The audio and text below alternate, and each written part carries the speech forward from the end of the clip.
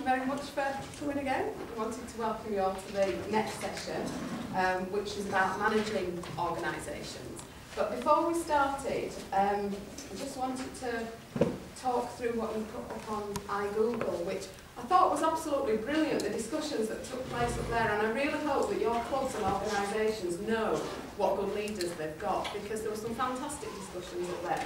I thought we were really lucky because when we were looking at the things around where your club's going to be in 5 years' time, there were people talking about a vision for the club, they've got aims, they've got objectives, they've got an active and engaged management group. Some didn't have, but most people did.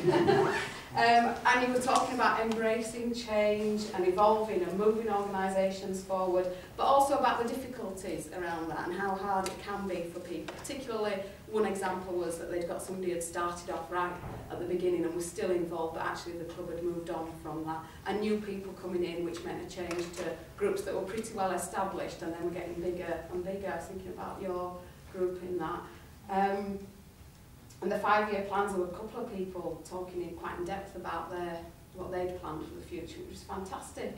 And extending services, which was your group, wasn't it? Yours is getting bigger and bigger, and 24/7 hub sounds fantastic, you know. So great vision, very scary, but great vision there.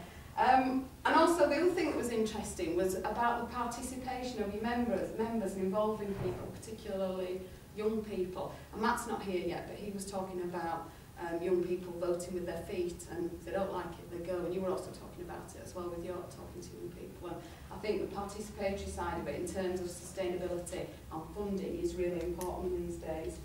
And there was also, somebody talked about the transition from having volunteers to paid staff, and that step again is quite a difficult step, but luckily we've got Jo with us today, so Jo can help us with that one.